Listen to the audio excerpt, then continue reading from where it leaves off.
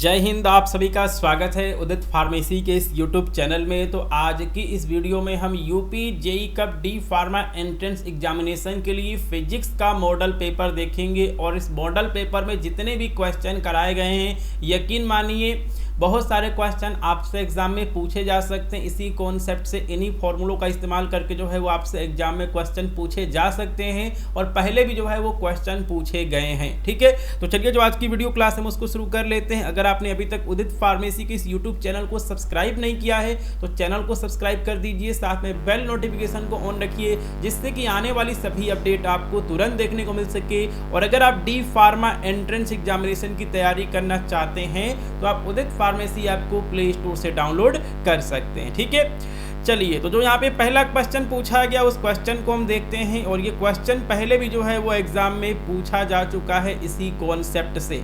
ठीक है, तो पूछा गया कि एक लड़ाकू विमान आर त्रिज्या के वृत्त में ऊर्ध्वाधर गति कर रहा है, वृत्त के उच्चतम बिंदु पर इसका न्यूनतम वेग क्या होगा। ठीक है, तो देखिए ये आपका हॉरिजॉन्टल होता है और ये आपका क्या होता है, ये आपका वर्टिकल यानी कि ऊर्ध्वाधर होता है, ये आपका क्या होता है हॉरिजॉन्टल होता है, क्षैतिज होता है। ठीक है, तो हम यहाँ पर एक वृत्त बना लेते हैं और मैं बेसिकली आपको यहाँ पर दो फार्मूला बताने वाला हूँ। इसका जो यहाँ पर त्रिज्या है वो है आर। ठीक है, और हम यहाँ पर 3 पॉइंट मान लेते हैं। एक पॉइंट ये है, एक पॉइंट ये है, एक पॉइंट ये है, आपका ए पॉइंट है, बी पॉइंट है, सी पॉइंट है। सी पॉइंट जो है इसका उच्चतम बिंदु है, यहाँ पर इसका वेग या फिर न्यूनतम वेग क्या होगा। ठीक है, तो देखिए इसके लिए जो है हमारे पास एक फार्मूला है और इस फार्मूले को जो है वो मैं यहाँ पर लिख देता हूँ। फार्मूला हमारा ये है, v बराबर होता है अंडर रूट ब्रैकेट में 3 + 2 cos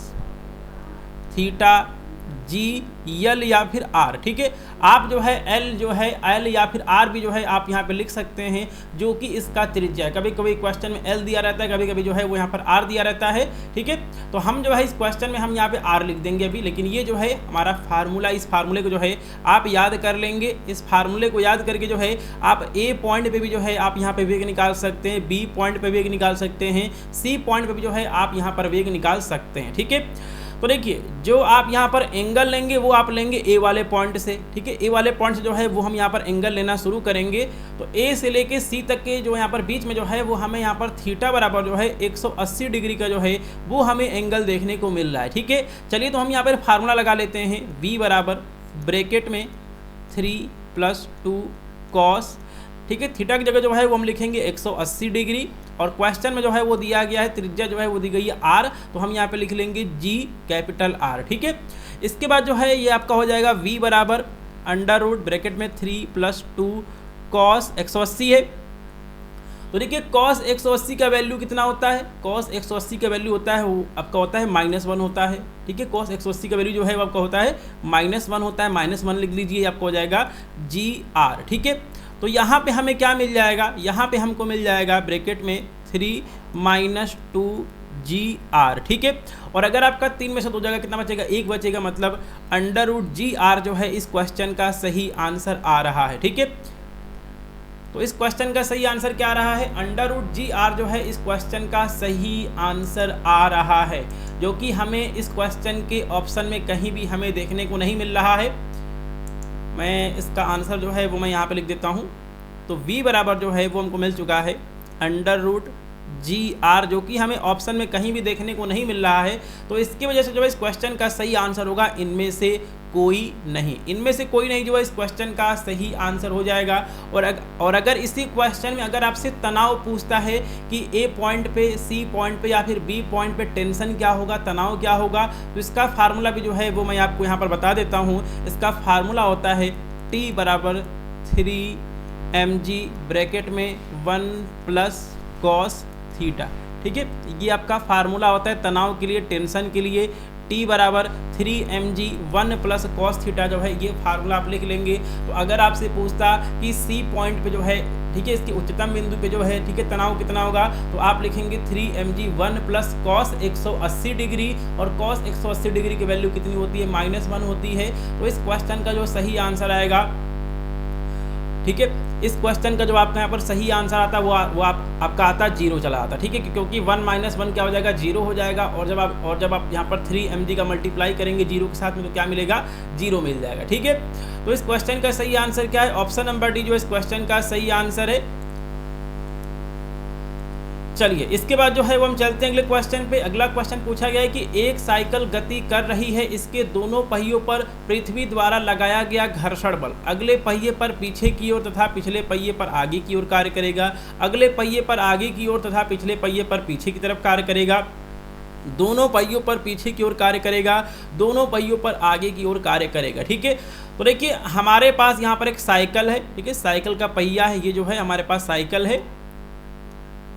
तो देखिए अगर ये साइकिल आगे चल रही है, अगर ये साइकिल आगे चल रही है तो जो आपके यहाँ पर घर्षण बल होगा वो हमेशा पीछे की तरफ काम करेगा, ठीक है। अगर आप इस साइकिल को कैपिटल F फोर्स लगा के अगर आप इसको आगे बढ़ा रहे हैं तो घर्षण बल जो है वो आपका पीछे की तरफ लगेगा और इसको स्मॉल fs से जो है वो लिखा जाता है, ठीक है। तो इस क्वेश्चन का सही आंसर क्या होगा, दोनों पहियों पे जो है घर्षण बल जो है वो पीछे की तरफ कार्य करेगा और इसका फार्मूला होता है Fs बराबर क्या होता है म्यू इंटू आर होता है, ठीक है। म्यूएस इंटू आर होता है, हम यहाँ पर लिख लेते हैं म्यूएस इंटू आर लिख लेते हैं, और जहाँ आर बराबर क्या होता है, आर बराबर जो है वो आपका mg होता है, ठीक है।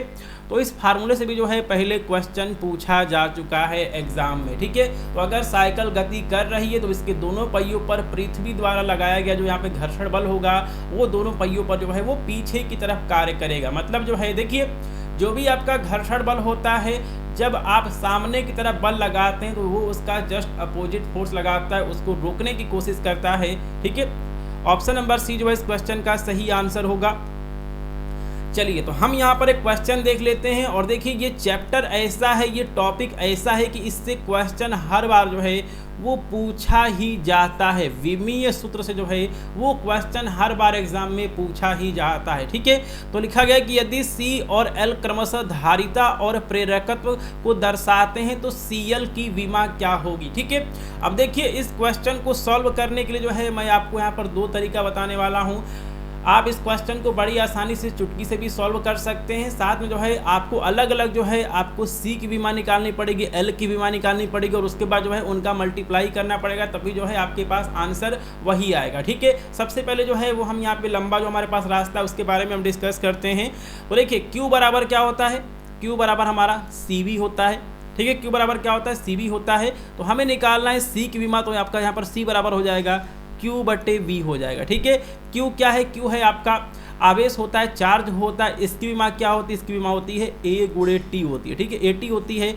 नीचे क्या है, नीचे है हमारा V क्या है, V हमारा पोटेंशियल है, चलिए इसी पेन से हम लिख लेते हैं, V हमारा पोटेंशियल है। और देखिए पोटेंशियल का आप डायमेंशन कैसे निकाल सकते हैं, तो देखिए क्या होता है हमारा V बराबर क्या होता है, V बराबर जो है W/Q होता है।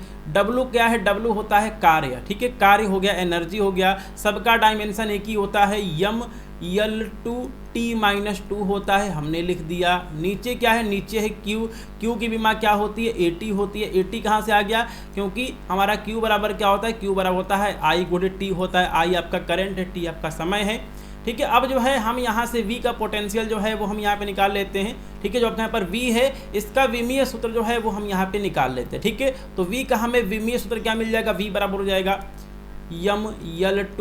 mL/T-2, नीचे हमारा AT, हम इसको ले जाएंगे ऊपर ही हो जाएगा A-1 T-1, ठीक है। इतना जो है वो आपको यहाँ पे समझ में आ गया होगा। तो यहाँ से हमें V का विमीय सूत्र हमें क्या मिल गया, हमें मिल गया mL/T-3A-1, ठीक है। ये हमें विभवांतर का विमीय सूत्र मिल गया, तो जो कि आपके एग्जाम के लिए इंपॉर्टेंट है। कभी कभी आपसे एग्जाम में विभवांतर का भी जो है वो आपसे विमीय सूत्र जो है वो एग्जाम में पूछा जा सकता है।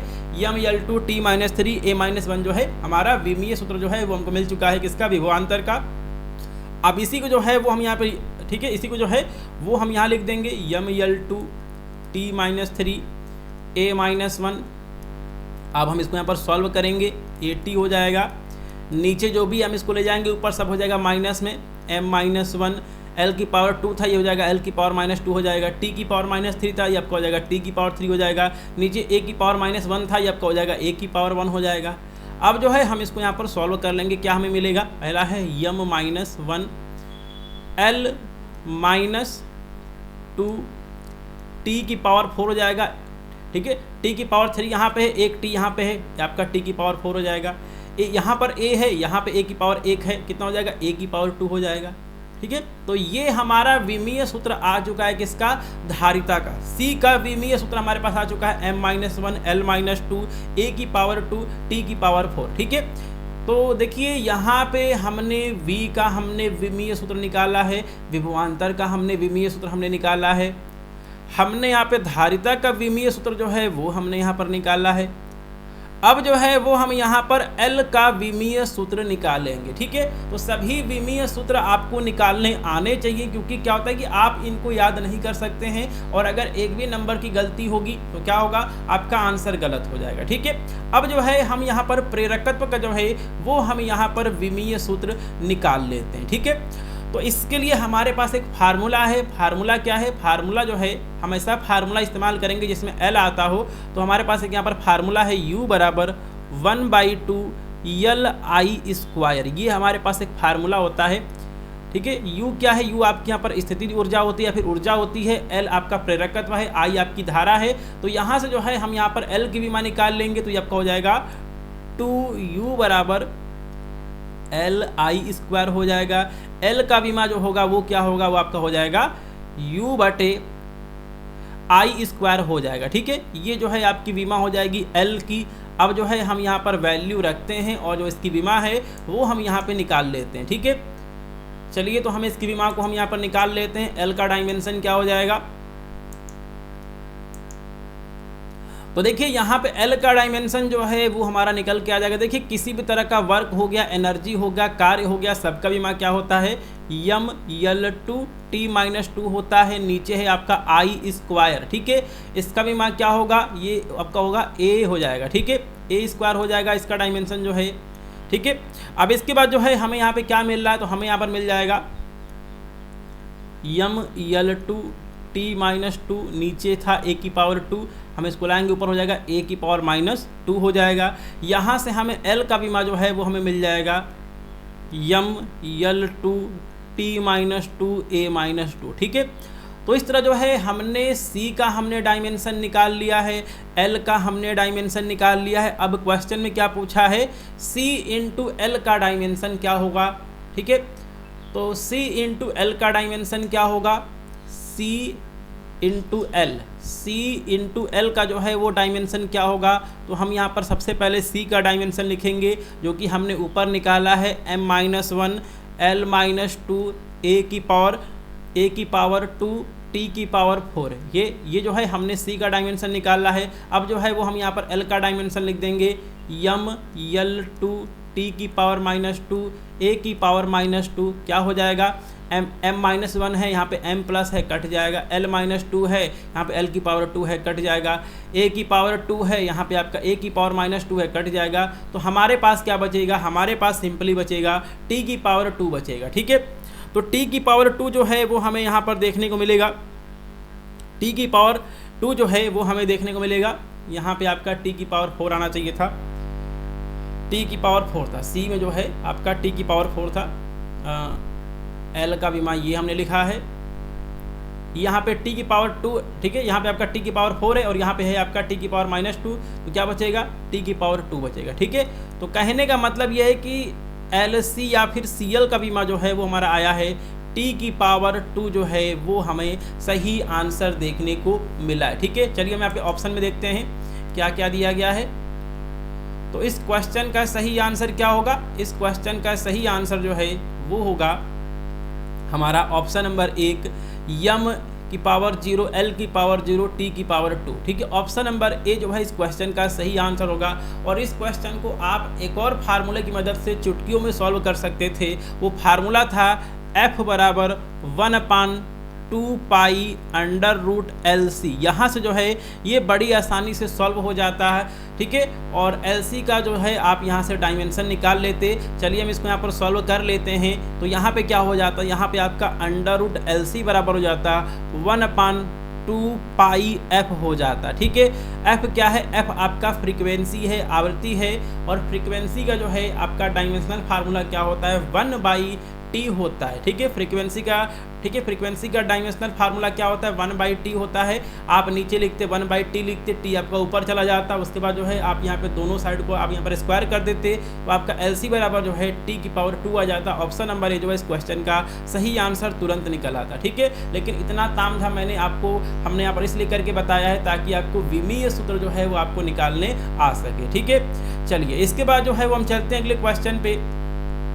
अगला क्वेश्चन है, दो पिंडों के प्रत्यास्थ संगठ में इलास्टिक कोलिजन में। ठीक है, इलास्टिक कोलिजन अगर हो रही है तो संवेग जो है वो क्या रहेगा? संरक्षित रहेगा। ऑप्शन नंबर ए जो है इस क्वेश्चन का सही आंसर होगा। ठीक है, अगला क्वेश्चन है, एक ही पदार्थ से बने समान लंबाई के दो तारों की त्रिज्याओं का अनुपात कितना है? 2:1 है। हमने लिख लिया है R1/R2 बराबर क्या दिया गया है? 2:1 दिया गया है। यदि उनको समान भार से खींचा जाए तो उनकी लंबाई में वृद्धि का अनुपात क्या होगा? ठीक है, तो देखिए हमारे पास एक फार्मूला होता है यंग प्रत्यास्थ गुणांक का, यंग मॉडुलस का। y बराबर क्या होता है? स्ट्रेस बटे स्ट्रेन क्या होता है? प्रतिबल बटे विकृति होता है। फार्मूला होता है स्ट्रेस का F/A, स्ट्रेन का होता है डेल्टा L/L। हम इसको आगे लिखेंगे तो आपका हो जाएगा FL/A डेल्टा L। ये फार्मूला जो है वो हमें मिल जाएगा। अब देखिए इसमें क्या लिखा गया कि एक ही पदार्थ से बने हैं दोनों तार, इसका मतलब y की वैल्यू जो है वो सेम होगी। y बराबर हमको मिल चुका है FL/A डेल्टा L। ठीक है, तो एक ही पदार्थ के बने मतलब y सेम होगा। दो तारों की त्रिज्याओं का अनुपात इतना है, यदि उनको समान भार से खींचा जाए। ठीक है, f का वैल्यू भी जो है वो भी सेम होगा, तो उनकी लंबाई में वृद्धि क्या होगी? ठीक है, और देखिए एक ही पदार्थ से बने समान लंबाई के, इनका लेंथ भी जो है वो भी सेम है। ठीक है, तो हमें यहाँ पर दो वैल्यू जो है वो हमें यहाँ पर डिफरेंट हमको देखने को मिल रही है। ठीक है, ये है आपका A और डेल्टा L में जो है वो यहाँ पर क्या रिलेशन है? तो हमको यहाँ पर रिलेशन देखने को मिल रहा है। देखिए अगर आप चाहें तो आप इसको ऐसे लिख लीजिए, YA बराबर FL/डेल्टा L। F सेम है, L सेम है, Y सेम है, तो हमें क्या मिल रहा है? हमको मिल जा रहा है कि जो आपका A है वो आपका डायरेक्टली प्रोपोर्शनल है 1/डेल्टा L के। ठीक है, ये रिलेशन जो है वो हमें यहाँ पर देखने को मिल रहा है। इतना आपको बिल्कुल समझ में आ गया होगा। और देखिए जो आपके यहाँ पर तार होता है, जो इसका यहाँ पर क्षेत्रफल होता है, एरिया होता है, इसका फार्मूला होता है πr²। ठीक है, πr² जो है वो फार्मूला होता है। कहने का मतलब ये है A1/A2 बराबर क्या हो जाएगा? डेल्टा L2/डेल्टा L1 हो जाएगा। A1 का वैल्यू क्या है? तो ये हो जाएगा πr1², नीचे क्या हो जाएगा? πr2² बराबर क्या हो जाएगा? डेल्टा L2/डेल्टा L। ठीक है, हम इसको लिख सकते हैं R1/R2 का हमने यहाँ पर होल स्क्वायर लिख दिया है बराबर डेल्टा L2/डेल्टा L1। ठीक है, इतना आपको बिल्कुल समझ में आ गया होगा। चलिए इसके बाद जो है हम क्या करेंगे? पाई से पाई जो है वो आपके यहाँ पर कट चुका है। ठीक है, तो हमें क्या मिल चुका है? हमें मिल चुका है R1/R2 का होल स्क्वायर बराबर डेल्टा L2/डेल्टा L1। R1/R2 क्या दिया गया? 2:1 दिया गया, 2:1 हमने लिख दिया।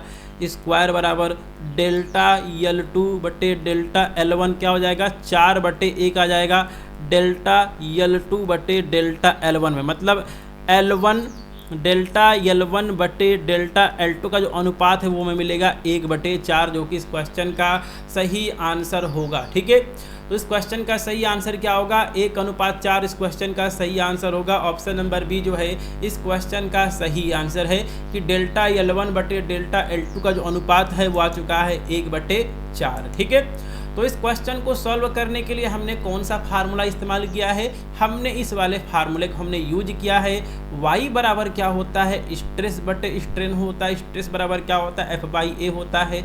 स्ट्रेन बराबर क्या होता है? डेल्टा L/L होता है। कहने का मतलब ये कि y बराबर क्या होता है?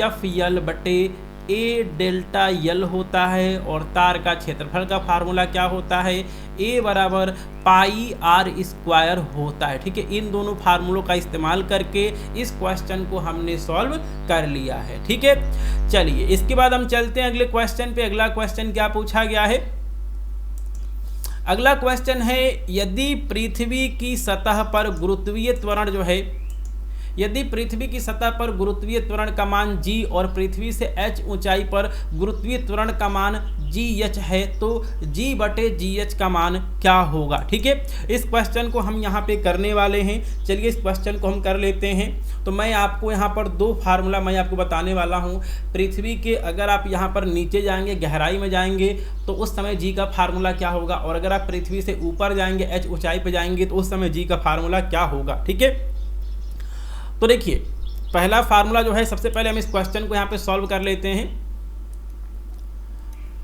तो देखिए पहले क्या है कि आपका पृथ्वी पे जो है गुरुत्वीय त्वरण g है, ये हमने यहाँ पर लिख दिया है। अब अगर आप h ऊंचाई पे जाएंगे तो वहाँ पे जो है आपका गुरुत्वीय त्वरण क्या होगा, अगर आप h ऊंचाई पे जा रहे हैं तो हमने उसका गुरुत्वीय त्वरण जो है वो हमने लिख लिया है gh। ये आपका हो जाएगा g बटे ब्रैकेट में 1 प्लस h बटे आर स्क्वायर, ये फार्मूला होता है। ठीक है, अगर आप पृथ्वी से h ऊंचाई पे जाएंगे तो उस समय गुरुत्वीय त्वरण का फार्मूला ये हो जाएगा gh बराबर g बटे 1 प्लस h बटे आर स्क्वायर। ठीक है, हमारा इक्वेशन नंबर 1 ये है, इक्वेशन नंबर 2 हमारा ये है। क्वेश्चन में क्या पूछा है, g बटे gh की वैल्यू क्या होगी। ठीक है, बेसिकली जो है g बटे gh का जो है वो यहाँ पर वैल्यू पूछा गया है। g की वैल्यू क्या है, g हमने लिख दिया है, और यहाँ पर gh की वैल्यू क्या है, g बटे 1 प्लस h बटे r का होल स्क्वायर है। ठीक है,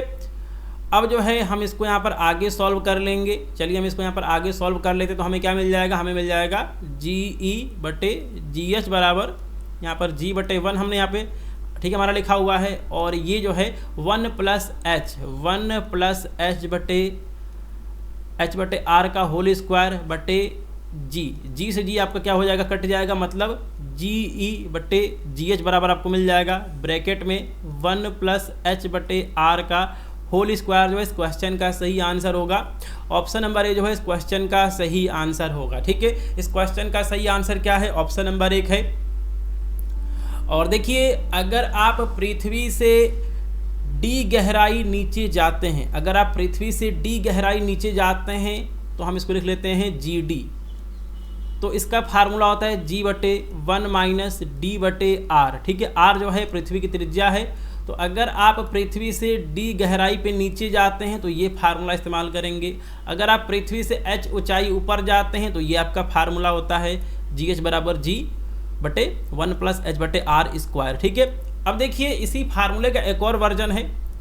अगर आप पृथ्वी की जो आपकी त्रिज्या वो कितनी होती है, 6400 किलोमीटर होती है, 6400 किलोमीटर होती है। और अगर आप इसके कंपैरिजन में बहुत ही कम ऊंचाई पे जा रहे हैं, जैसे कि आप यहाँ पे ठीक है पृथ्वी के जो आपका यहाँ पर सरफेस है उससे आप यहाँ पर 100 किलोमीटर ऊपर जा रहे हैं, जो कि आपकी ऊंचाई जो है पृथ्वी की त्रिज्या में नगण्य है, तो इस केस में जो है यही फार्मूला जो है वो आपका बन जाता है जी एच बराबर जी 1 माइनस 2h बटे आर। ठीक है, तो ऊंचाई पे जाने का जो है हमारे पास यहाँ पर दो फार्मूला है। तो पहला तो आपके यहाँ पर मेन फार्मूला यही है, लेकिन अगर आपकी ऊंचाई जो है अगर वो यहाँ पर नगण्य है तो इस केस में जो है हमारे पास फार्मूला ये है, इसको मैं यहाँ पे लिख देता हूँ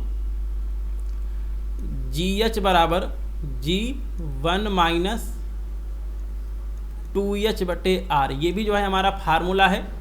अगर आपकी ऊंचाई जो है वो पृथ्वी की त्रिज्या में ठीक है पृथ्वी की त्रिज्या की तुलना में क्या है, नगण्य है, नेग्लिजिबल है। ठीक है, थोड़ा सा हम यहाँ पर पेज को नीचे कर लेते हैं ताकि आपको ये फार्मूले सही से दिख सकें। आप इसका स्क्रीनशॉट भी जो है आप यहाँ पे ले सकते हैं। ठीक है, चलिए इसके बाद जो है वो हम चलते हैं अगले क्वेश्चन पे। अगला क्वेश्चन है यदि किसी घूमती हुई चकती की त्रिज्या एकाएक आधी कर दी जाए। ठीक है, कोई यहाँ पर चकती है जो है उसकी त्रिज्या को जो है वो हमने आधा कर दिया। तो स्टार्टिंग में जो है वो हम यहाँ पे मान लेते हैं कि उसकी त्रिज्या r थी, r1 बराबर r थी, और r2 बराबर जो है वो हमने कर दिया है r/2। जबकि उसका द्रव्यमान वही रहे तो उसका कोणीय संवेग, उसका कोणीय वेग क्या होगा। ठीक है, तो स्टार्टिंग में जो है हमने यहाँ पर मान लिया है कि ω1 बराबर क्या था, ओमेगा था, और ω2 बराबर जो है वो पूछा है कि क्या हो जाएगा। ठीक है, तो देखिए इस क्वेश्चन को सॉल्व करने के लिए जो है हम यहाँ पर फार्मूला लगाएंगे I1 ओमेगा 1 बराबर I2 ओमेगा 2। ठीक है, ये फार्मूला हम यहाँ पे लगाएंगे, ये फार्मूला आप याद कर लीजिए। और I बराबर क्या होता है, I बराबर होता है यम आर स्क्वायर। ठीक है, ये फार्मूला भी आपको याद होना चाहिए चकती के लिए जो है। ठीक है, चकती के लिए जो है I बराबर क्या होता है, यम आर स्क्वायर होता है। और इसमें क्या लिखा गया, जबकि द्रव्यमान जो है वही रहे। ठीक है, द्रव्यमान में जो है वहाँ पर कोई भी अंतर नहीं है, आपको हो जाएगा यम R1 स्क्वायर ओमेगा 1 बराबर यम R2 स्क्वायर ओमेगा 2 हो जाएगा। M से M आपका कट जाएगा। R1 बराबर R हमने लिख लिया है R स्क्वायर ओमेगा 1 बराबर R2 की जगह जो है वो आपका R/2 है, R/2 लिख लीजिए, उसका स्क्वायर कर दीजिए ओमेगा 2। क्या बचेगा, तो ये हो जाएगा आपका R स्क्वायर ओमेगा 1 बराबर R स्क्वायर बटे 4 ओमेगा 2 हो जाएगा। R स्क्वायर से R स्क्वायर कट जाएगा। ठीक है, ओमेगा 2 बराबर क्या आ जाएगा, 4 ओमेगा 1 आ जाएगा। ठीक है, कहने का मतलब ये है कि इसका कोणीय वेग जो है वो 4 गुना हो जाएगा। ऑप्शन नंबर ए जो है इस क्वेश्चन का सही आंसर होगा। ठीक है, इस क्वेश्चन को सॉल्व करने के लिए कौन सा फार्मूला इस्तेमाल किया गया है, I1 ओमेगा 1 बराबर I2 ओमेगा 2। I बराबर क्या होता है, यम आर स्क्वायर होता है चकती के लिए। ठीक है, तो ये क्वेश्चन जो है वो हमारा यहाँ पे सॉल्व हो चुका है। चलिए अगला क्वेश्चन है, दो चालक जो हैं वो श्रेणी क्रम में जोड़े जाते हैं तो उनका तुल्य प्रतिरोध जो है, दो चालक प्रतिरोध। ठीक है, दो प्रतिरोध श्रेणी क्रम में जोड़े जाते हैं तो उनका तुल्य प्रतिरोध 25 ओम है। ठीक है, बहुत ही अच्छा सा क्वेश्चन है। स्टार्टिंग में जो है हमने दो प्रतिरोधों को जो है वो हमने यहाँ पर श्रेणी क्रम में जोड़ा है, पॉइंट ए पॉइंट बी। ये आपका R1 है, ये आपका R2 है, तो दोनों आपके किस में जोड़े हैं, श्रेणी क्रम में जोड़े हैं। तो श्रेणी क्रम में क्या होता है, RS बराबर R1 प्लस R2 फार्मूला होता है श्रेणी क्रम का। और यहाँ पर RS का जो वैल्यू है वो दिया गया है आपका 25 ओम। ठीक है, 25 ओम दिया गया है, परंतु उन्हें समांतर क्रम में जोड़ने पर तुल्य प्रतिरोध 4 ओम हो जाता है। अब की बार जो है हमने इसको समांतर क्रम में जोड़ा। ठीक है, अब की बार जो है हमने प्रतिरोध को जो है वो हमने समांतर क्रम में जोड़ा है, point A point B. R1 ये है, ये आपका R2 है। इस समय जो है तुल्य प्रतिरोध कितना है, तो तुल्य प्रतिरोध RP बराबर क्या हो जाएगा, समांतर क्रम में R1 R2 बटे R1 प्लस R2, ये हमारे पास फार्मूला होता है। और इस केस में जो है दिया गया RP बराबर क्या दिया गया, RP बराबर जो है वो 4 ओम दिया गया है। तो चालकों के प्रतिरोध क्या होंगे, ये क्वेश्चन जो है वो यहाँ पर पूछा गया है। तो सबसे पहले हमने यहाँ पर श्रेणी क्रम में लिख लिया है, उसके बाद जो है वो हमने यहाँ पर समांतर क्रम में लिखा है। चलिए तो इस क्वेश्चन को हम यहाँ पे कैसे सॉल्व करेंगे, तो देखिए यहाँ पे RP बराबर क्या दिया गया, 4 ओम दिया गया है। तो हम यहाँ पे लिख लेंगे RP बराबर जो है वो हमने फार्मूला लिखा है R1 R2 बटे R1 प्लस R2 होता है। RP का वैल्यू क्या है, 4 है, हमने 4 लिख दिया, ऊपर हो जाएगा R1 R2, नीचे क्या है R1 प्लस R2। और R1 प्लस R2 का जो वैल्यू है वो दिया गया 25 ओम दिया गया है, हमने यहाँ पर 25 लिख दिया। मतलब R1 R2 बराबर क्या हो जाएगा, 100 ओम जो है वो हमारा यहाँ पे निकल के आ जाएगा। ठीक है, इतना जो है वो आपको यहाँ पे बिल्कुल आपको यहाँ पे समझ में आ चुका है। R1 R2 बराबर क्या है हमारा 100 ओम जो है वो हमने यहाँ पर देख लिया, इतना जो है आपका यहाँ पर निकल के आ चुका है। ठीक है, चलिए तो इसके बाद जो है हम यहाँ पे क्या कर सकते हैं, तो हम यहाँ से कर सकते हैं एक काम, R1 की जो वैल्यू है वो क्या हो जाएगी, R1 की वैल्यू हो जाएगी 100 बटे R2 हो जाएगी। ठीक है, R1 की वैल्यू कितनी निकल आएगी, 100 बटे R2 जो है वो हमें यहाँ पर मिल चुका है। ठीक है, चलिए इसके बाद जो है वो हम चलते हैं फिर से अपने इक्वेशन नंबर 1 में, जो हमारा यहाँ पे R1 प्लस R2 है, यहाँ हम चलते हैं। ठीक है, चलिए हम यहाँ से पेन का कलर जो है वो हम यहाँ पे चेंज कर लेते हैं। तो देखिए हमने यहाँ पर क्या लिखा है, RS बराबर जो है R1 प्लस R2 लिखा है। RS का वैल्यू क्या दिया गया, वो दिया गया है 25 ओम, 25 ओम लिख दिया है। R1 क्या लिखा गया, R1 की वैल्यू हमने लिख दी है 100 बटे R2 प्लस R2। ठीक है, तो यहाँ पे क्या हो जाएगा, तो यहाँ जो है वो हमारा यहाँ पे निकल के आ जाएगा, ये हमारा यहाँ पे निकल के आ जाएगा। देखिए हम इसको कैसे सॉल्व करेंगे, 25 बराबर 100 बटे R2 स्क्वायर 25 R2, कुछ इस तरह जो है वो हमें यहाँ पर देखने को मिल रहा है। और ये हमारा कैसे सॉल्व हो जाएगा, हम इसको इधर लाते हैं, इसको हम दूसरे तरीके से जो है वो हम यहाँ पे सॉल्व करेंगे ताकि जो है आपको जल्दी समझ में आ जाए। इसको हमें यहाँ पर मिटाना होगा, इसको हमें यहाँ पर मिटाना होगा। हम यहाँ पे कुछ ऐसा ट्रिक लगाएंगे कि इसका कैलकुलेशन जो है वो ज़्यादा आसान रहे, क्योंकि आसान सा क्वेश्चन है। अगर यहाँ पे कैलकुलेशन में गलती होगी तो ये क्वेश्चन आपका गलत हो सकता है। ठीक है, हम जो है इसको यहाँ पर दूसरे तरीके से जो है वो हम यहाँ पे सॉल्व करने वाले हैं।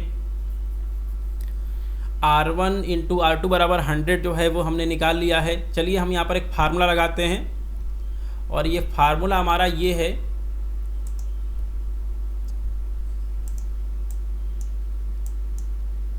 पेज को थोड़ा सा हमें ऊपर करना पड़ेगा, थोड़ा सा कैलकुलेशन लंबा होगा, लेकिन हमारा ये सही निकल जाएगा। ठीक है, तो फार्मूला हमारा ये है R1 माइनस R2 का होल स्क्वायर बराबर R1 प्लस R2 का whole square minus 4R1 R2। ठीक है, ये फार्मूला इसी क्वेश्चन को सॉल्व करने का जो है वो मेन पॉइंट है। ठीक है, ये फार्मूला आपको याद होना चाहिए। R1 minus R2 square, R1 minus R2 का होल स्क्वायर बराबर R1 प्लस R2 का whole square minus 4R1 R2। ठीक है, चलिए तो हम यहाँ पर वैल्यू रखते हैं। R1 प्लस R2 हमने क्या निकाला है, R1 प्लस R2 जो है वो हमने क्या निकाला है, वो हमने निकाला है यहाँ पे 25 ओम दिया गया। ठीक है, R1 प्लस R2 बराबर क्या दिया गया, 25 ओम दिया गया। तो हम यहाँ पे लिख लेंगे 25 का whole square minus 4R1 into R2 मैंने क्या निकाला है, 100 निकाला है, हो जाएगा 4 गुणे 100। ठीक है, तो 25 गुणे 25 कितना होता है, 625 होता है, माइनस कितना हो जाएगा, 400 हो जाएगा।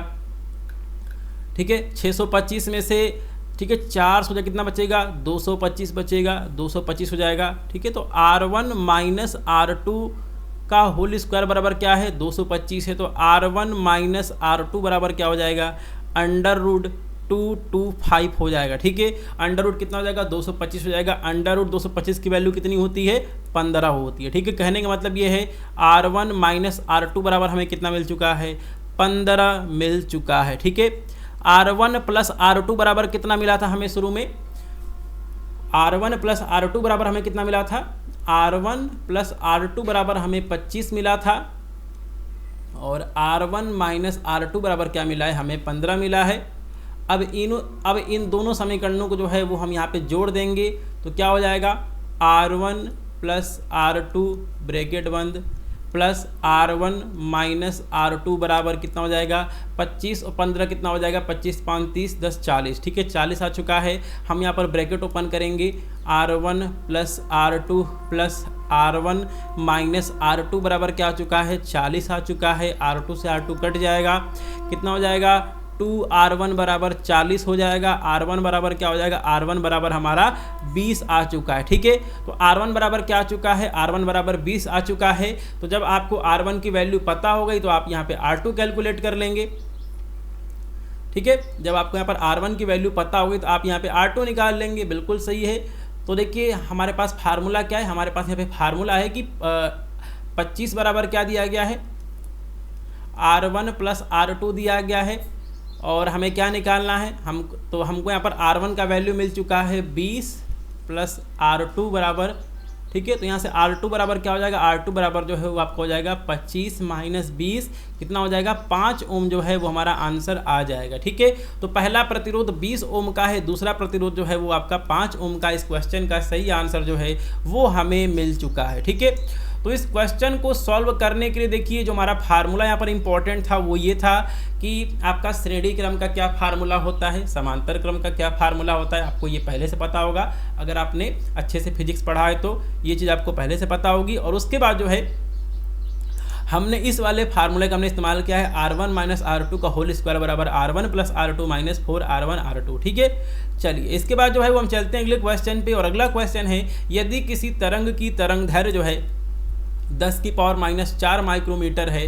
ठीक है, तो इसका तरंगदैर्घ्य कितना दिया गया, इसका तरंगदैर्घ्य जो है वो दिया गया है आपका लैम्डा बराबर 10 की पावर माइनस 4 माइक्रोमीटर। ठीक है, माइक्रो का मतलब क्या होता है, 10 की पावर माइनस 6 कितना हो जाएगा, 10 की पावर माइनस 10 मीटर हो जाएगा। इसका फ्रीक्वेंसी क्या दिया गया, फ्रीक्वेंसी को जो है आप चाहे एफ से लिखिए चाहे एन से लिखिए, बात एक ही होता है। वो दिया गया है 3 × 10⁻18 हर्ट्ज जो है वो दिया गया है। तो इसकी चाल क्या होगी, ठीक है। तो चाल निकालने के लिए जो है हमारे पास फार्मूला है, हमारे पास फार्मूला क्या है, v बराबर क्या होता है, n × लैम्डा होता है। n क्या है, n है फ्रीक्वेंसी, और यही फार्मूला आपका बन जाता है v बराबर λ/t, क्योंकि n बराबर क्या होता है 1/t होता है। तो ये दोनों फार्मूला जो है आपको याद रखना है, ठीक है। चलिए तो हम यहाँ पर कैलकुलेशन कर लेते हैं। कैलकुलेशन करना इजी है, थोड़ा सा मेहनत नहीं है। v बराबर क्या है, n × लैम्डा है। n की वैल्यू क्या है, n की वैल्यू दी गई है आपकी फ्रीक्वेंसी 3 × 10⁻18, लैम्डा दिया गया हमारा 10⁻−10। बिल्कुल सिंपल सा कैलकुलेशन है। 3 × 10⁸ जो है इस क्वेश्चन का सही आंसर आएगा मीटर पर सेकेंड। ऑप्शन नंबर ए जो है इस क्वेश्चन का सही आंसर हो जाएगा, ठीक है। चलिए अगला क्वेश्चन है, 2 पिंड जिनके द्रव्यमान m1 बराबर 50 kg है, m2 बराबर 150 kg है, एक हल्की डोरी द्वारा बंधे हैं, एक घर्षण रहित क्षैतिज तल पर रखे गए हैं। जब m1 को F बल द्वारा खींचा जाता है तो दोनों पिंडों में 5 मीटर पर सेकेंड स्क्वायर का त्वरण उत्पन्न होता है। F का मान याद करिए, F बराबर क्या होता है, m × a होता है। ये बेसिक फार्मूला आप सभी को पता है। चलिए हम इस क्वेश्चन को यहाँ पर लिख लेते हैं। यहाँ पे हमारा m1 है, इस पे F बल लगा के खींचा जाता है। 2 पिंड हैं जो कि यहाँ पर रस्सी के माध्यम से जुड़े हैं। पीछे वाला पिंड हमारा m2 है, इसको ऐसे पृष्ठ पर रखा गया है जो कि घर्षण रहित, कोई फ्रिक्शन नहीं लग रहा है, ठीक है। और इन दोनों का जो आपका यहाँ पर त्वरण है वो उत्पन्न हो जा रहा है 5 मीटर पर सेकेंड स्क्वायर। तो देखिए आप इसको पूरा एक सिस्टम मान लीजिए, तो ये आपका हो जाएगा F बराबर m1 + m2 a हो जाएगा। m1 + m2 कितना हो जाएगा, 50 kg + 150 kg कितना हो जाएगा, 50 + 150 हमने लिख दिया। ए का वैल्यू कितना दिया गया है, 5 दिया गया है। 150 और 50 कितना हो जाएगा, 200 हो जाएगा। 200 × 5 कितना आ जाएगा, 1000 न्यूटन जो है इस क्वेश्चन का सही आंसर आ जाएगा। ऑप्शन नंबर ए जो है इस क्वेश्चन का सही आंसर हो जाएगा, ठीक है। तो क्वेश्चन भले ही बड़ा लिखा गया है, कॉम्प्लिकेटेड लिखा गया है, लेकिन हमारे पास सिंपल सा फार्मूला था F बराबर m × a, और m में जो है हमने m1 और m2 को जो है वो हमने यहाँ पर जोड़ दिया है, क्योंकि ये दोनों जो है वो यहाँ पर बंधे हुए हैं और इन दोनों में जो है 5 मीटर पर सेकेंड स्क्वायर का जो त्वरण है वो यहाँ पर उत्पन्न हो रहा है। तो F का जो वैल्यू है वो हमें मिल गया है, ठीक है। चलिए इसके बाद जो है वो हम चलते हैं अगले क्वेश्चन पे, और अगला क्वेश्चन जो है वो हमारा है क्वेश्चन नंबर 11 कि 100 मीटर की ऊंचाई से जल गिर रहा है। पृथ्वी पर गिरने पर इसकी प्रति किलोग्राम ताप में कितनी वृद्धि होगी, ठीक है। तो जब ये जल गिर रहा है तो इसकी पोटेंशियल एनर्जी कितनी होगी, mgh होगी। m की वैल्यू नहीं दी गई है, g का वैल्यू 10 है, ऊंचाई कितनी है 100 मीटर है, कितना हो जाएगा 1000 m हो जाएगा। हमारा इक्वेशन नंबर 1 हो गया है। अगला हमारा फार्मूला होता है q बराबर m/ΔT होता है, ठीक है। और हम यहाँ पर मान के चलते हैं कि ऊर्जा का जो है वो लॉस नहीं हो रहा है, मतलब u बराबर क्या है, q होता है, ठीक है। तो ये हो जाएगा 1000 m बराबर m/ΔT हो जाएगा, m से m कट जाएगा, तो यहाँ से ΔT बराबर हमें मिल जाएगा 1000/s मिल जाएगा। s क्या है, विशिष्ट ऊष्मा यहाँ पर दी गई है जल की, तो ये आपका हो जाएगा 1000/4200 दिया गया है। 00 से 00 कट जाएगा, बचेगा क्या 10/42, और जब आप इसको यहाँ पर भाग करेंगे तो क्या जाएगा 0.238 डिग्री सेल्सियस आ जाएगा। ऑप्शन नंबर डी जो है इस क्वेश्चन का आपका सही आंसर हो जाएगा, ठीक है। तो इस तरह के जो है वो क्वेश्चन पूछे गए हैं, बस अगर आपको फार्मूला पता है, सही कॉन्सेप्ट पता है, क्वेश्चन आपका आराम से सॉल्व हो जाएगा।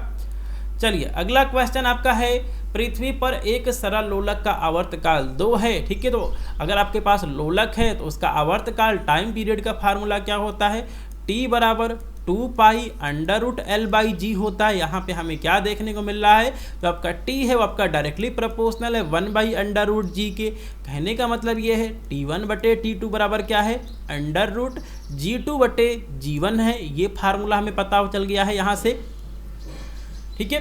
तो पृथ्वी पर जो है आवर्तकाल कितना है, 2 है, यानी कि T1 का वैल्यू जो है वो आपका 2 सेकेंड है। हमें T2 निकालना है, बराबर क्या हो जाएगा, ऊपर है G2, ठीक है। तो देखिए चंद्रमा पर गुरुत्वीय त्वरण जो है वो पृथ्वी की अपेक्षा 1/6 है। ठीक है, अगर पृथ्वी पर गुरुत्वीय त्वरण g है तो चंद्रमा पे जो है, तो पृथ्वी का गुरुत्वीय त्वरण GE है, तो आपका जो है क्या है g है। तो यहाँ पर मून पे क्या हो जाएगा, वो दिया गया है g/6 दिया गया है। ठीक है, तो देखिए GE जो है वो हमारा G1 है और G मून जो है वो हमारा G2 है। ठीक है, तो अगर हम चाहें तो हम इसको यहाँ पर ऐसे भी लिख सकते हैं। चलिए हम इसको यहाँ पर ऐसे लिख लेते हैं, G2 जो है हमने उसको लिख लिया है G मून और नीचे जो है उन्होंने लिख लिया है G अर्थ। ठीक है, तो ये हो जाएगा 2/T2 बराबर जो है, हमें यहाँ पर इसको मिटाना होगा, थोड़ा सा हम सही से लिख देते हैं। ठीक है, T बराबर जो है 2π√L/G होता है। तो अर्थ पे टाइम पीरियड, मून पे टाइम पीरियड बराबर क्या हो जाएगा, आपका मून पे गुरुत्वीय त्वरण और पृथ्वी पे गुरुत्वीय त्वरण। ठीक है, चलिए तो मून पे जो है वो आपका g/6 है, पृथ्वी पे जो है वो आपका g/1 है। सॉल्व कर लेते हैं, g/6 × 1/g, g से g कट जाएगा, क्या बचेगा, √1/6 बचेगा। ठीक है, इतना आपको समझ में आ गया होगा। चलिए इसके बाद जो है वो हम चलते हैं पेज के नीचे, थोड़ा सा हमें लगेगी जगह। तो यहाँ पे हमें क्या मिल जाएगा, TE/TM बराबर हमको मिल चुका है 1/6। TE की वैल्यू क्या दी गई है, 2 सेकेंड दी गई है। चांद पे हमको आवर्तकाल निकालना है, 1/6 दिया गया है। एक और देखिए, अगर आप यहाँ पर 6 का अगर आप यहाँ पे अगर आप इसका यहाँ पर रूट वैल्यू निकालने जाएंगे तो ये आपका आएगा 2.44 आएगा बराबर 2/TM।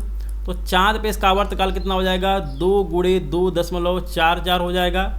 4 दूनी 8, 4 दूनी 8, 2 दूनी 4, 4.88 आ रहा है। ये वैल्यू जो है वो आपकी आएगी 4.89। ठीक है, अगर आप इसको यहाँ पर राउंड ऑफ करेंगे तो 4.9 सेकेंड जो इसका वैल्यू आएगा, हम यहाँ पे सही कर लेते हैं, 4.9 आएगा। अगर आप इसको यहाँ पर राउंड ऑफ करेंगे तो ऑप्शन नंबर बी जो इस क्वेश्चन का सही आंसर होगा। ठीक है, तो देखिए इस क्वेश्चन को हमने कैसे सॉल्व किया। इसका फार्मूला है T बराबर 2π ब्रैकेट में L/G। ठीक है, ये फार्मूला हमें पता होना चाहिए अगर आपको ये क्वेश्चन सॉल्व करना है तो।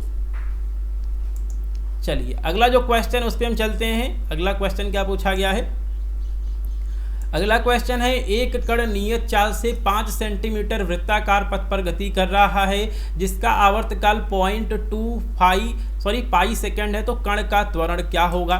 तो ये भी क्वेश्चन जो है वो हमारे यहाँ पे फार्मूला से सॉल्व होने वाला है और फार्मूला होता है A बराबर ω² × R।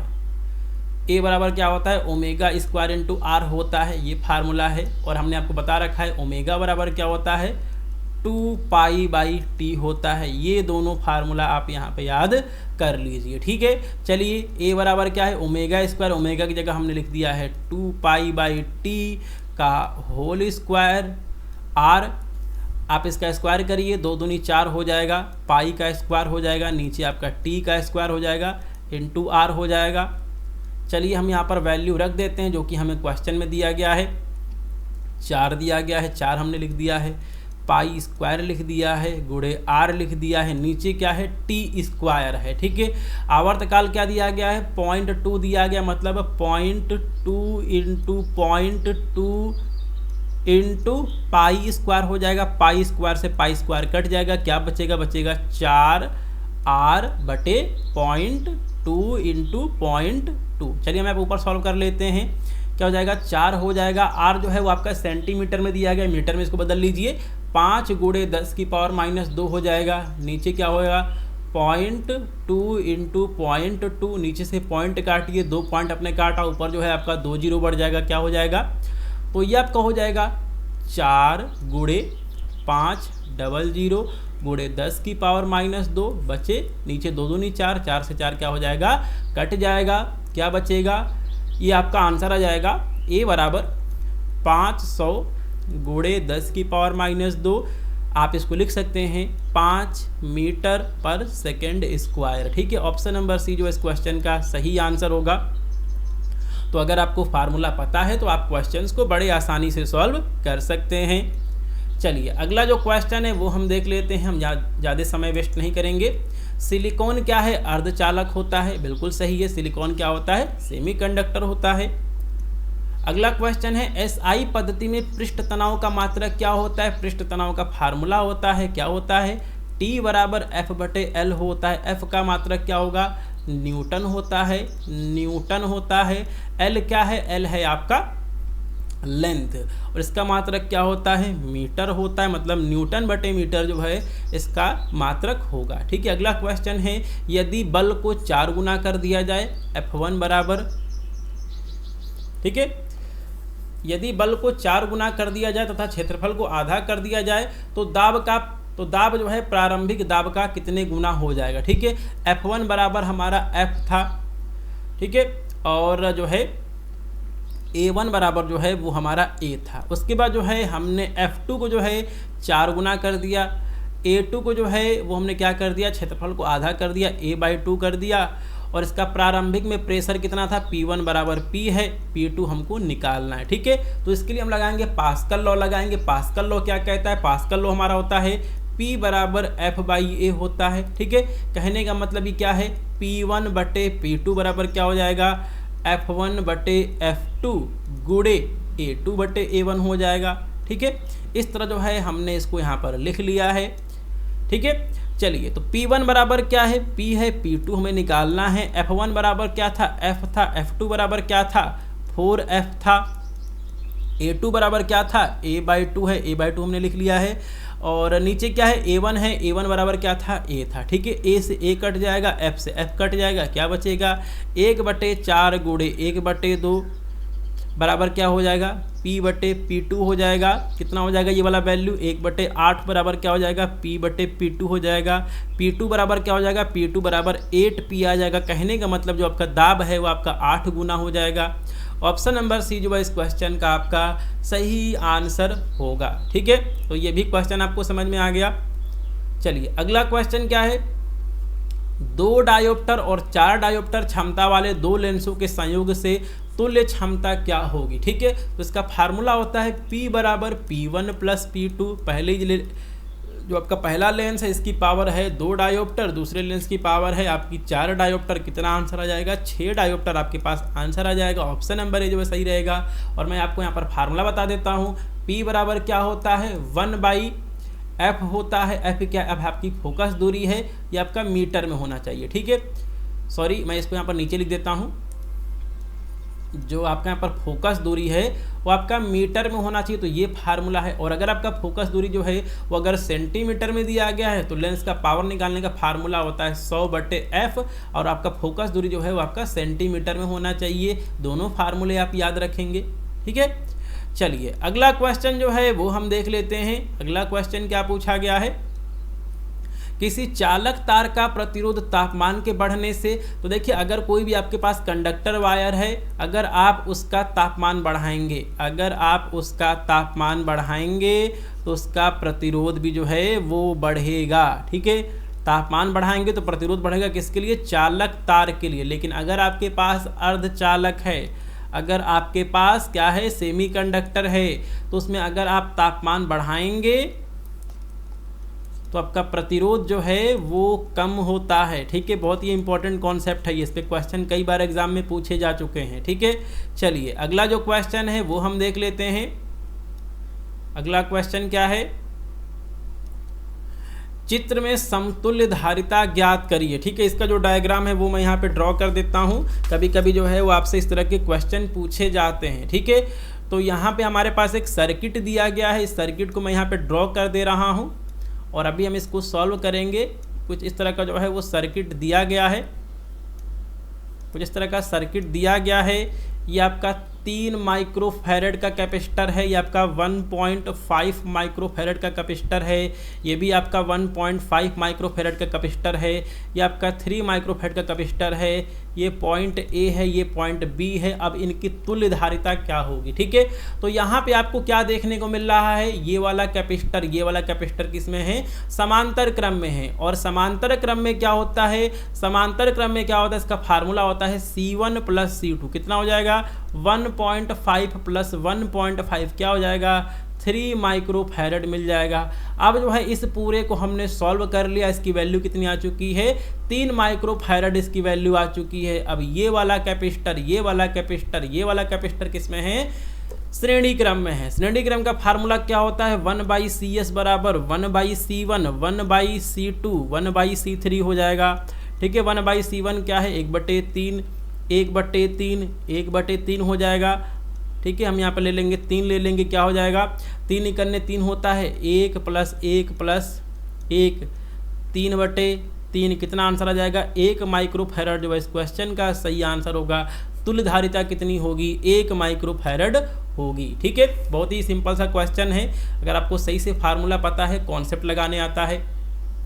अगला फार्मूला, एक प्रिज्म का कोण कितना है, 60 डिग्री है, ए बराबर 60 डिग्री दिया गया है। विचलन कोण कितना है, डेल्टा एम कितना दिया गया है, 38 डिग्री दिया गया है। तो प्रिज्म के पदार्थ का अपवर्तनांक क्या होगा, हमारे पास फार्मूला होता है एन बराबर क्या होता है, साइन ब्रैकेट में a + Δm/2 होता है बटे साइन a/2 होता है। चलिए हम यहाँ पर वैल्यू रखते हैं, साइन a + डेल्टा, a की वैल्यू कितनी है 60, डेल्टा m की वैल्यू कितनी है 38 बटे 2 हो जाएगा। नीचे क्या हो जाएगा, साइन 60/2 हो जाएगा। ठीक है, चलते हम पेज के नीचे ताकि हमारा क्वेश्चन सही से सॉल्व हो जाए। तो साइन यहाँ पे क्या हो जाएगा, n बराबर क्या हो जाएगा, ऊपर क्या हो जाएगा, साइन 60 30 90 58 होगा, साइन 58 डिग्री बटे 2। नीचे हो जाएगा साइन 30 डिग्री, साइन 58 बटे 2 कितना होगा, साइन 49 होगा, साइन 49 डिग्री हो जाएगा। नीचे आपका साइन 30 डिग्री हो जाएगा। साइन 49 की वैल्यू क्या दी गई है, 0.74 दिया गया है, 0.74। साइन 30 की वैल्यू कितनी होती है, 1/2 होती है। एन का वैल्यू क्या हो जाएगा, 0.74 × 2 हो जाएगा, कितना हो जाएगा, 4 दूनी 8 7 दूनी 14। ठीक है, 1.48 जो इस क्वेश्चन का सही आंसर होगा। ऑप्शन नंबर ए जो है इस क्वेश्चन का सही आंसर है। ठीक है, तो इस क्वेश्चन को हमने कैसे सॉल्व किया है, ये वाला फार्मूला आपको पता होना चाहिए।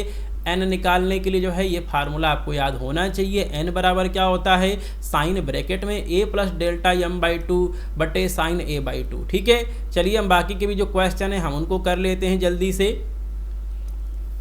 एक वस्तु का संवेग परिवर्तन 10 kg/s है, उसे 2 सेकंड में रोकने के लिए बल की आवश्यकता क्या होगी। ठीक है, तो देखिए P बराबर जो है वो हमारा F/t होता है, P बराबर जो है F/t होता है। संवेग परिवर्तन 10 दिया गया है, 2 दिया गया है, और एक वस्तु का संवेग परिवर्तन 10 kg/s है, उसे 2 सेकंड में रोकने के लिए बल की आवश्यकता क्या होगी। इस तरह जो है वो यहाँ पर क्वेश्चन दिया गया है। P बराबर F/v, P बराबर F बराबर P × v होता है संवेग परिवर्तन की दर, 2 सेकेंड में v/t। थोड़ा सा हमें यहाँ पर इसको चेंज करना पड़ेगा।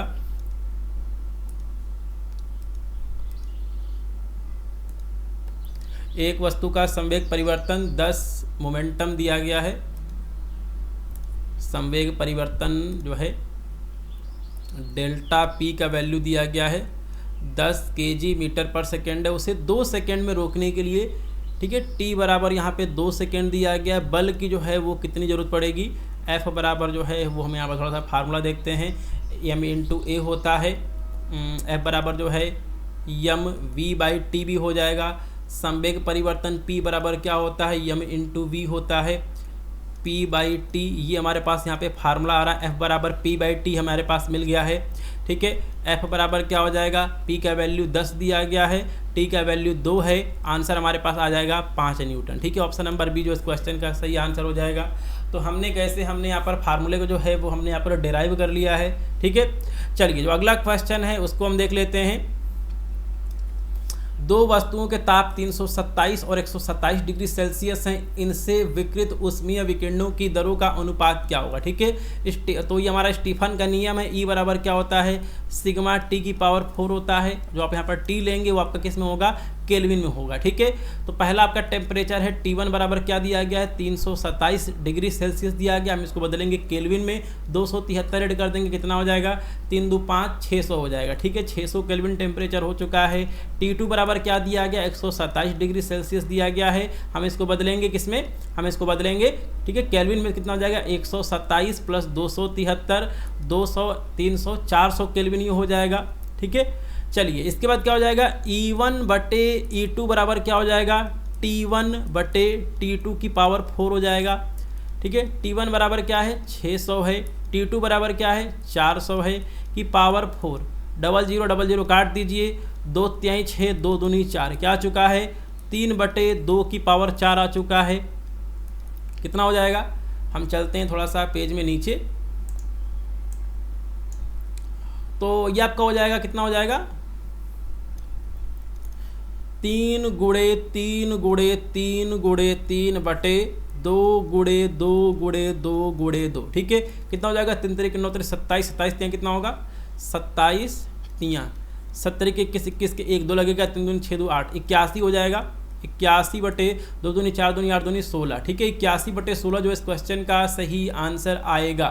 81 बटे 16 इस क्वेश्चन का सही आंसर आएगा। ऑप्शन नंबर सी जो है इस क्वेश्चन का सही आंसर होगा। ठीक है, ये भी क्वेश्चन हमारा सॉल्व हो चुका है। तो इसके लिए जो है वो हमने स्टीफन का नियम लगाया है, और स्टीफन का नियम लगाते समय इस बात का आपको ध्यान रखना होगा कि जो भी आप यहाँ पे टेम्परेचर लेंगे वो आपका किस में होना चाहिए, केल्विन में होना चाहिए। ठीक है, चलिए अगला क्वेश्चन जो है वो हम देख लेते हैं। एक लेंस से 15 सेंटीमीटर की दूरी पर रखी वस्तु का प्रतिबिंब सीधा और दोगुना बनता है। लेंस की प्रकृति और फोकस ज्ञात करिए। ठीक है, तो देखिए अगर प्रतिबिंब सीधा बन रहा है तो ये जो है आपका उत्तल लेंस में जो है वो बनेगा, मतलब ऑप्शन नंबर बी या फिर सी जो है दोनों में से कोई एक सही रहेगा। और दोगुना बन रहा है मतलब इसका आवर्धन कितना है, दोगुना है। ठीक है, तो m बराबर क्या दिया गया, m बराबर फार्मूला होता है v/u होता है। ठीक है, और एक लेंस से जो है 15 सेंटीमीटर की दूरी पर वस्तु को रखा गया है। u का वैल्यू जो है वो 15 सेंटीमीटर दिया गया है। तो m बराबर क्या है, 2 है, v/u का वैल्यू कितना है, 15 है, v बराबर क्या है, 30 सेंटीमीटर हमारा आ चुका है। ठीक है, अभी फिलहाल जो है वो हम यहाँ पे साइन को हम यहाँ पर मान के नहीं चल रहे हैं, हमने साइन नहीं लिया है यहाँ पे। और देखिए लेंस का फार्मूला क्या होता है, 1/f बराबर 1/v माइनस 1/u होता है। हमें क्या निकालना है, फोकस दूरी हमको निकालना है। ठीक है, अब देखिए इसमें क्या है कि अगर आपको अगर आपका उत्तल दर्पण पे जो है, अगर यहाँ पे आपका इस तरह लेंस लगा हुआ है, ठीक है, अगर आपने यहाँ पर कोई वस्तु रखा है तो इसका प्रतिबिंब जो है वो इसके पीछे बनेगा, और यहाँ पर दोगुने शेप का जो है वो यहाँ बनेगा। तो साइन कन्वेंशन के अनुसार जो है u का वैल्यू जो है वो हम लेंगे -15 सेंटीमीटर। ठीक है, -15 सेंटीमीटर जो है वो हम यहाँ पे लेंगे। तो अब जो है हम इसको यहाँ पर कैलकुलेट कर लेते हैं। 1/f बराबर क्या हो जाएगा, 1/f बराबर हो जाएगा 1/ ये आपका हो जाएगा 30, और आपका क्या है -15 सेंटीमीटर है, माइनस यहाँ पे हो जाएगा -15, क्या हो जाएगा 1/30 प्लस 1/15 हो जाएगा, एलसीएम 30 हो जाएगा 1, और यहाँ पे आपका क्या हो जाएगा, देखिए यहाँ पे जो है थोड़ा सा गड़बड़ हो रहा है। एक लेंस से 15 सेंटीमीटर की दूरी पर रखे वस्तु का प्रतिबिंब सीधा और दोगुना बनता है। लेंस की प्रकृति और फोकस दूरी क्या होगी। ठीक है, तो यहाँ पे जो है वो हमें v का जो वैल्यू है वो हमको लेना पड़ेगा माइनस में, v का भी जो वैल्यू है वो हम लेंगे माइनस में। ठीक है, 1/-13, और यहाँ पे जो है वो आपका हो जाएगा +1/15, तो ये हो जाएगा आपका -1 + 2 होगा। ठीक है, तो यहाँ में क्या मिल जाएगा, तो देखिए हमें यहाँ पर मिल जाएगा 1/f बराबर 1/13, f का जो वैल्यू है वो हमारा आ जाएगा 30 सेंटीमीटर। ठीक है, तो ऑप्शन नंबर सी जो है इस क्वेश्चन का सही आंसर होगा। और देखिए थ्योरी क्लास अगर आपने अटेंड किया होगा तो हमने आपको बता रखा है कि देखिए जो आपका फोकस दूरी होता है उत्तल दर्पण के लिए पॉजिटिव होता है और अवतल दर्पण के लिए जो है वो आपका नेगेटिव होता है। ठीक है, तो 30 सेंटीमीटर और उत्तल लेंस जो है इस क्वेश्चन का आपका सही आंसर आ चुका है। ठीक है, चलिए इसके बाद जो है वो हम चलते हैं अगले क्वेश्चन पे। अगला क्वेश्चन क्या पूछा गया है, तो किसी सुचालक का प्रतिरोध निम्नलिखित पर निर्भर नहीं करता है। तो वो जो है उसके द्रव्यमान पर निर्भर नहीं करता है, क्योंकि R बराबर जो है वो आपका होता है रो L/A होता है। ठीक है, ये फार्मूला आपका होता है। तो इसमें जो है किसी सुचालक का जो प्रतिरोध है वो आपका उसके द्रव्यमान पर निर्भर नहीं करता है। चलिए अगला जो क्वेश्चन है वो हमारा है, यदि चुंबकीय फ्लक्स फाई है, चुंबकीय क्षेत्र की तीव्रता B है, A क्षेत्रफल है, तो इनके बीच का सही संबंध क्या है। तो फाई बराबर क्या होता है, BA होता है, vector B dot vector A होता है, और इसी को हम लिखते हैं फाई बराबर BA cos थीटा। ठीक है, इसी को BA cos थीटा लिखा जाता है। तो यहाँ पे हमारा सही रिलेशन क्या है, B बराबर हमारा होगा फाई बाई A हो जाएगा, जो कि हमारे यहाँ पर सही है। फाई बराबर B इंटू A होता है। ठीक है, ठीक है, आपका यहाँ पर फाई बराबर B बाई A होता है, बिल्कुल गलत है। और आपका A बराबर क्या हो जाएगा, A बराबर आपका होगा फाई बटे B होगा, तो आपका यहाँ पर ऑप्शन नंबर C भी गलत है। B बराबर क्या दिया गया, B बराबर जो है आपका क्या हो जाएगा, ये हो जाएगा फाई बटे A हो जाएगा। ऑप्शन नंबर D भी गलत है। ऑप्शन नंबर A जो है इस क्वेश्चन का सही आंसर है। ठीक है, तो टोटल 25 MCQ जो है वो हमने यहाँ पर किए हैं, और ये आपका मॉडल पेपर है। बहुत सारे एग्जाम में जो है आपसे इनसे क्वेश्चन पूछे जा सकते हैं। जो भी फार्मूलों और हमने यहाँ पे कॉन्सेप्ट का इस्तेमाल किया है, आप इनको जरूर से सॉल्व करेंगे, और सभी क्वेश्चन को एक बार आप खुद से जरूर से सॉल्व करेंगे। ठीक है, तो आज की इस वीडियो में इतना ही, मिलते हैं अगली वीडियो में। जय हिंद।